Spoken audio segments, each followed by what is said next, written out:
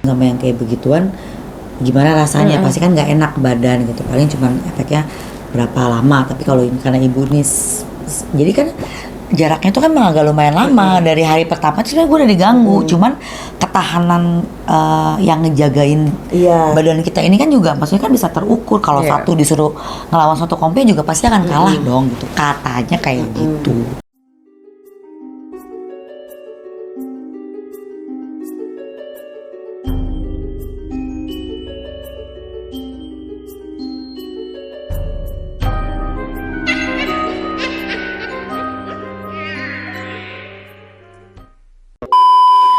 Selamat malam saudara-saudara sekalian.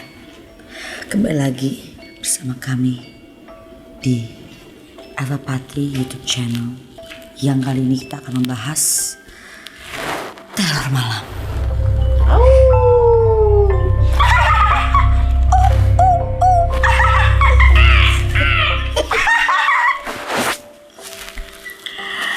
Kali ini saya tidak sendiri, saya ditemani oleh dua orang rekan saya yang akan menceritakan pengalaman-pengalaman teror malamnya selama dia hidup.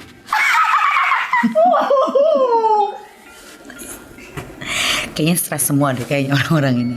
Ya, sebelah kiri saya sudah ada Mbak Boy.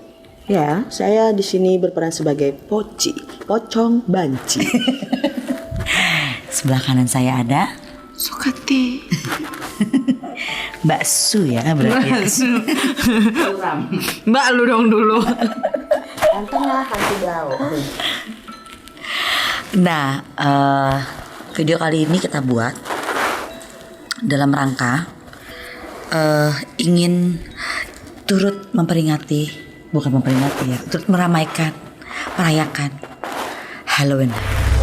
Langsung tanpa lama-lama dan berbasa-basi, kita akan sharing pengalaman-pengalaman kita tentang seputar dunia peneroran, teror malam, horor, apalah itu yang berhubungan dengan jurik, setan, hantu blau manapun, kita akan sharing di sini pada malam hari ini. Siapa dulu yang mau mulai sharing? Mbak Boy?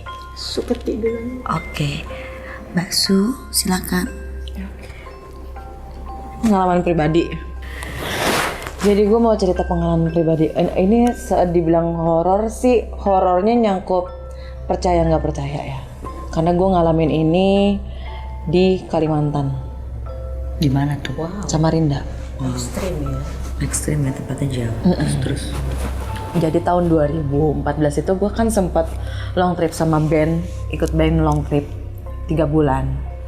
Pas gue mau balik ke Jakarta, yang kita nih satu band sepakat sebelumnya kita pengen extend tadinya. Kita pengen extend ke sekalian liburan ke ada pulau namanya, apa ya, gue lupa. Apa sih? Tanjung Pinang. Bukan, di daerah Kalimantan juga. Pokoknya pulau itulah gitu ya kan. Kita sepakat nih pengen extend mau ke pulau itu rame-rame. Apa tuh? Terus? Mau ke pulau itu rame-rame. Niatnya extend mau seminggu. Dari 2 minggu sebelum kita pulang kita udah pengen extend. Tapi ternyata nggak jadi. Terus gue bilang, gue mau extend sama teman gue yang lain aja. Teman band 3 nih, keyboardis sama vokalis 1, jadi kita bertiga aja nih yang mau. Yang lain nggak jadi pada pulang. Ya udah, oke nih fix ya kita bertiga ya. Iya. Tahu-tahu nggak jadilah, kita pulang aja lah. Karena udah nggak enak feeling. Terus nggak jadilah, kita pulang aja. Tapi kok udah lo nanggung yuk, pengen banget nih ke nama pulaunya Derawan. Oke. Pulau Derawan itu ya kan antara udah batal 2 kali kan tuh berarti kan. Tapi gue bilang enggak, gue pengen yuk sekalian, pengen snorkeling gue di sana gitu. Tapi kayaknya nggak ada temennya. Ya udahlah, gue pulang aja ya, masa nggak enak banget bertiga. Tadinya kan maunya rame-rame gitu kan. Akhirnya ikut pulang. Gue ikut pulang tuh. Oke, sampailah di kita hari kepulangan kita. Karena waktu itu Bandara Samarinda itu kan belum bisa langsung tuh pesawatnya dari Jakarta Samarinda kan. Jadi kita harus ke Balikpapan dulu. Terus Kita itu naik ke Balikpapan itu naik pesawat pertama yang jam 7 pagi. At least kita dari Samarinda itu udah berangkat dari jam pokoknya jam 2-an deh, setengah 3 kalau nggak salah. Oke, terus? Oke. Barang-barang udah dibawa semua nih. Gue kan bawa 2 koper. Jadi satu koper warna pink, itu koper gue gede isi baju-baju gue. Satu lagi koper gue warna orange isi koper oleh-oleh. Itu koper gue ya. Dan itu semua kita udah double check. Oh udah nggak ada tuh barang-barang di mes, udah nggak ada lagi. Udah nggak ada lagi barang-barang di mes. Udah kosong gitu. Dan gue ngeliat sendiri koper gue masuk ke mobil itu, mobil jemputan kita, mobil Innova hitam itu. Kan ada 2 mobil. Gue naik mobil Innova hitam.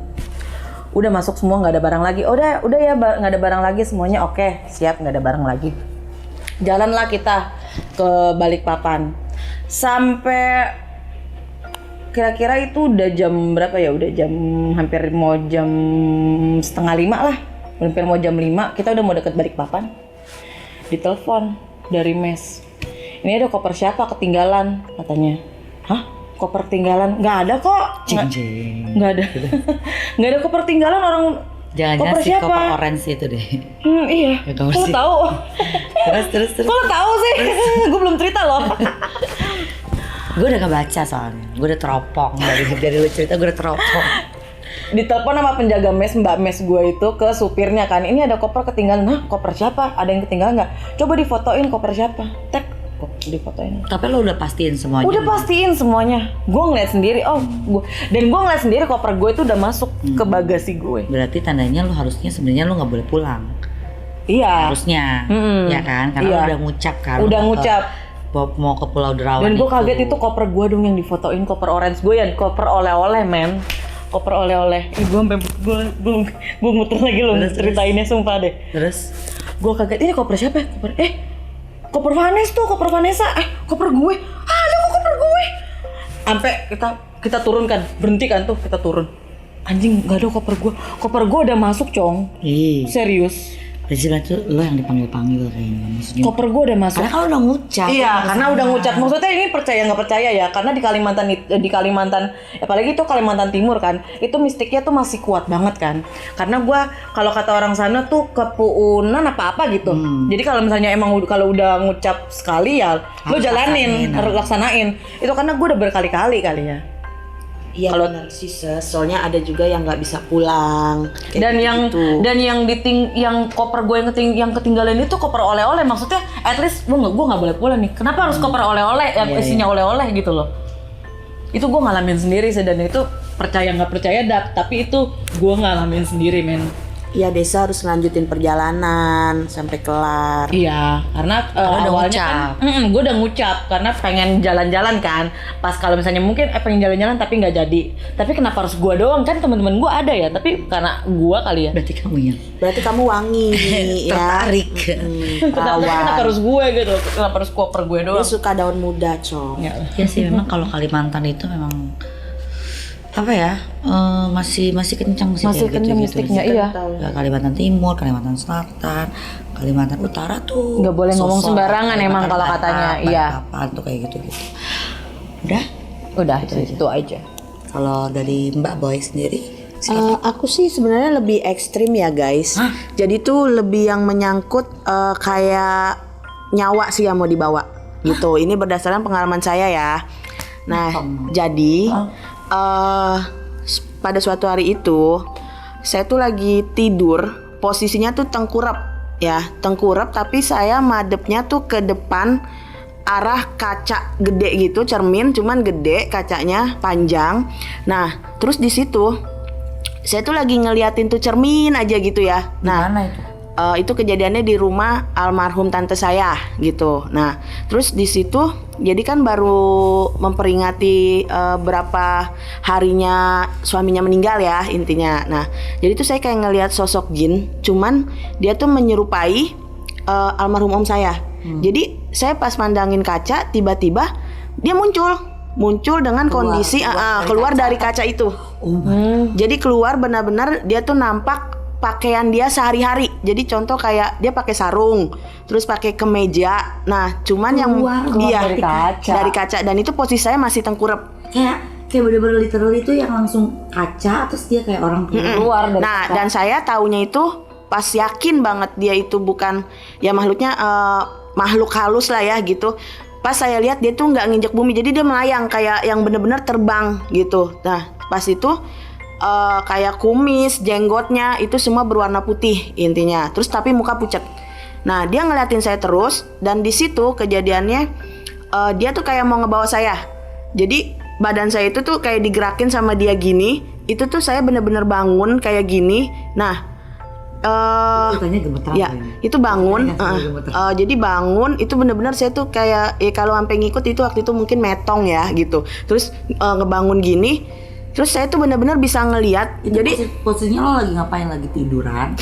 tengkurap tiduran itu udah pengen niat tidur gitu. Nah terus Biasanya mau dibangunin begini. iya, nah jadi ini kan pada ngumpul nih keluarga nih ya kan, biasa kalau ada meninggal gitu kan, kalau Kristen itu kan ya ngumpul gitu kan, ketawa-ketawa gini-gini. Nah saya tuh ternyata di situ posisinya saya tuh bisa ngeliat jasad saya sendiri. Jadi roh gue diangkat. Jadi tuh bener-bener ngeliat gue lagi tengkurap gitu kan. Terus teriak dong minta tolong gitu kan. Enggak.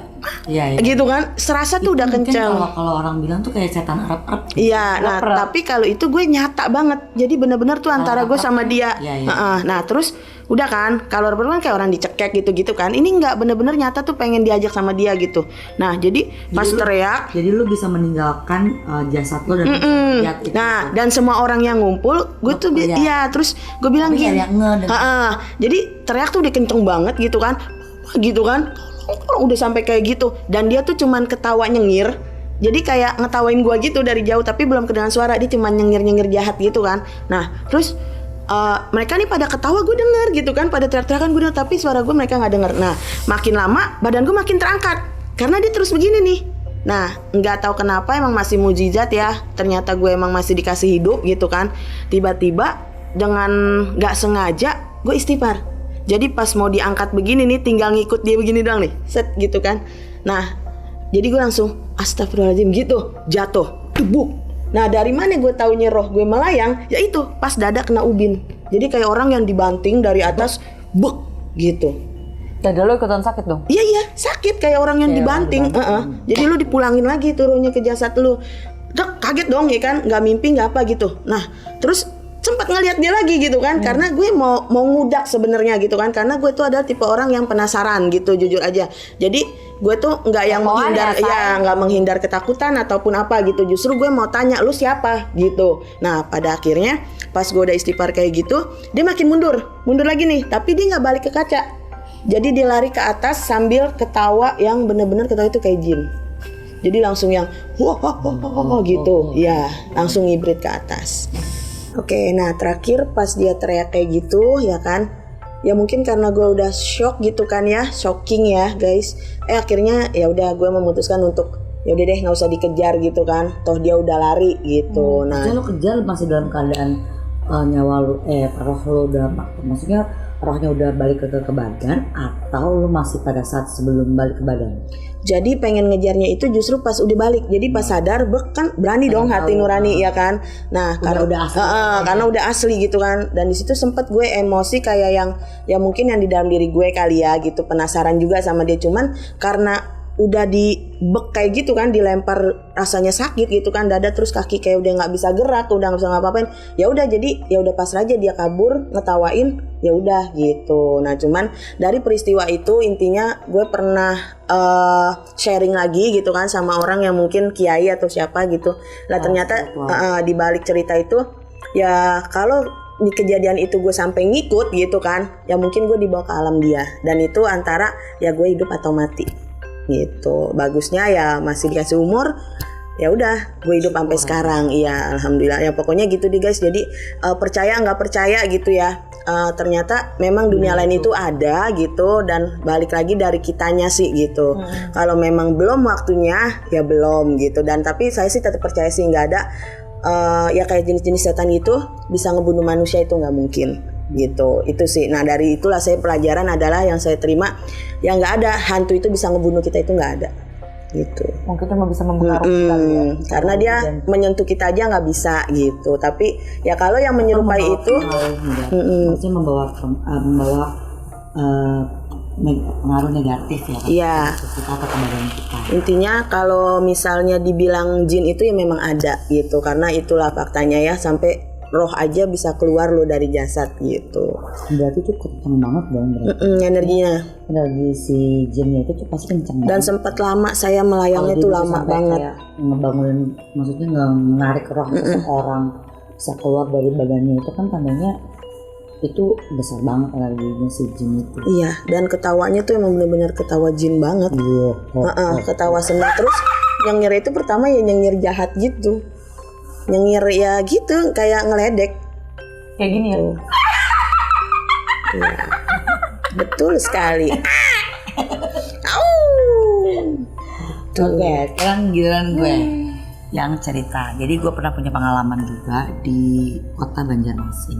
Itu Kan Kalimantan lagi. Kalimantan lagi kan. Bener, makanya memang di Kalimantan itu tuh banyak banget tempat-tempat yang maksudnya masih Karena mistisnya masih kuat banget. Iya, dan adat-adat istiadat di sana tuh masih banyak yang harus. Lapsis lipstiknya. Makan darah. Kamu Udah, iya makan darah ya kamu ya? Aduh, udah. geser lagi. Aduh, oke, itulah. Anggap aja makan darah ya. Oke, nah pengalaman gue tuh di Banjarmasin. Jadi waktu itu tuh gue lagi mau ziarah ke makam leluhur dari keluarga suami gue. Jadi di sana suami gue kan Chinese, jadi kita mau ziarah ke sana sama mami mertua gue dan keluarga dan kerabat dekatnya. Gue jalan ke sana, terus 1 hari aman, 2 hari aman, dan kebetulan gue sudah sering ke situ. Cuman yang gue tidur sendiri itu pas terakhir gue ke situ itu ke Banjarmasin ini, ke rumahnya kerabat dari mertua gue. Nah pada saat gue ke sana itu gue tidur sendiri di kamar tamu di bawah, which is itu bukan satu kamar sama yang punya rumah, tapi kamar berbeda. Gue tidur di situ sehari, gue masih aman, gue masih nyenyak, maksudnya masih nyenyak tidurnya. 2 hari gue masih aman. Nih hari ketiga nih udah mulai diganggu. Jadi kejadiannya itu ini benar-benar gue alamin sendiri. Kejadiannya itu gue lagi mau tidur, sebelum tidur itu kan kita biasa handphone gitu, terus nyari-nyari ngantuk lah gitu, lihat YouTube atau buka-buka musik atau apa gitu kan, sosial media, Instagram atau apa gitu. Nah, terus mau pas gue udah sedikit ngantuk gitu kan, gue tuh kayak diganggu, kayak badan gue tuh udah mulai kayak digerayangin gitu loh, kayak gitu kan. Terus rasanya di badan gue itu tuh kayak, tau nggak orang yang mau abis renang dari keluar naik dari kolam renang, dia mau berenang tapi nggak pakai pemanasan, jadi kayak jadi badan tuh kayak gitu ya? bukan badan tuh kayak gini, kayak ada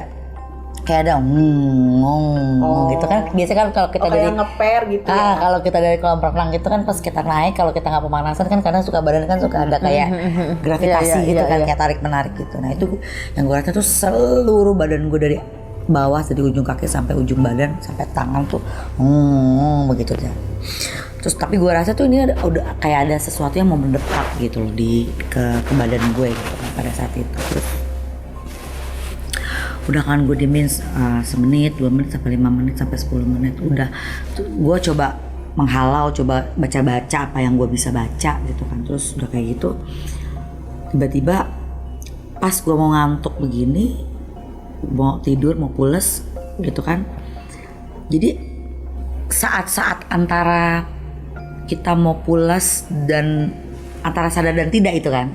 Nah biasanya setahu gue memang kalau yang kayak gitu-gitu tuh senang banget ngeganggu kita tuh antara pas kita di antara waktu-waktu itu, antara waktu sadar dan tidak sadar kita gitu loh.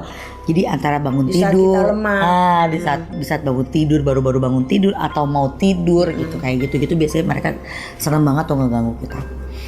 Pas gue lagi mau pules gitu kan, lagi mau ler gitu, lagi mau lepas gitu, maksudnya lagi mau pules gitu, gue ngerasain itu namanya dipan, tempat tidur itu tuh bisa ngangkat gini, terus kayak diayak sampai pada akhirnya klimaksnya itu gue tuh yang kayak nyawa gue tuh kayak mau diambil gitu loh, kayak udah di ubun-ubun